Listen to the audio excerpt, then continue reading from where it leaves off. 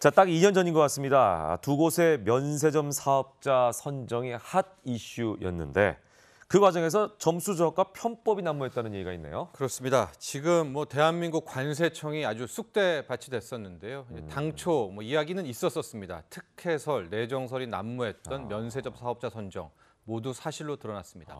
크게 세 가지 정도가 이 감사원 조사 결과 비리로 얼룩졌던 것으로 알려졌었는데요. 네. 2015년 7월에 있었던 이제 사업자 선정, 2015년 11월, 그다음에 2016년에 있었던 신규 면세점 사업자 선정.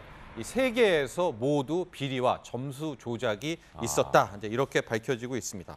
먼저 2015년 7월에 있었던 1차 때 비리를 보면은요. 당시 1차 같은 경우에는 롯데 면세점과 하나 갤러리아에서 서로 점수 조작이 있었다는 겁니다. 쉽게 말씀드리면은 원래 점수대로 하게 되면은 저기 이제 표에 나와 있죠. 롯데 면세점이 이 8,091점으로 하나 갤러리아 7,820점보다 높지 않습니까? 그러네요. 근데 점수 조작을 통해서 롯데는 깎았고 하나는 더 주면서 하나 갤러리아가 됐다는 것이고요. 예. 그다음 2015년 11월에 있었던 2차. 저 때는 기존의 면허를 이제 박탈하면서 신규 사업자가 이제 진입하는 그런 구조였었는데 네. 롯데 같은 경우에는 당초 점수를 매겨줬다면 9,400점으로 뺏기지 않았었을 거랍니다.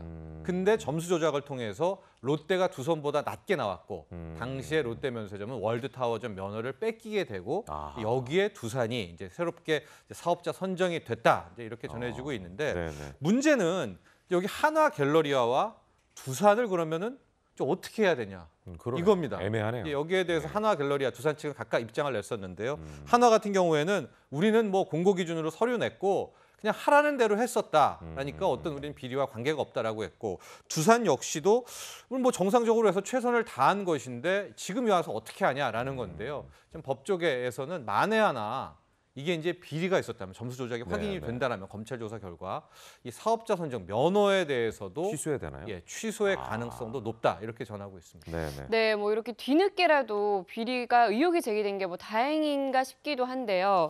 역시 박근혜 전 대통령의 입김이 작용한 게 아니냐라는 말도 나와요. 그렇습니다. 사실 지금도 혐의가 많아서 재판이 많은데 박근혜 전 대통령 더 힘들어지게 생겼어요. 네, 세 번째 비리 조작에 박근혜 전 대통령도 연루가 돼 있고 이게 박 전 대통령 이 법원 이 지금 재판 결과에도 많은 영향을 줄 수 있을 것 같은데요. 2016년에 어떤 비리가 있었냐면은 안 그래도 대한민국 면세점이 포화 상태인데 박 전 대통령이 시내 면세점 수를 늘려라 지시를 내립니다. 네. 이렇게 되면은 이제 이 명령이 안종범 경제수석 또 기획재정부를 통해서 관세청한테 내려지는데 당시 관세청에서는 이제 자료를 조작합니다. 그래서 이미 포화 상태고 더 이상 늘릴 필요가 없다 이렇게 내야 되는데 자료를 조작해서 부족합니다. 더 늘려야 됩니다라고 오히려 밝혔고 여기에서 3개 시내 면세점이 이제 추가로 선정되게 된다라는 건데요.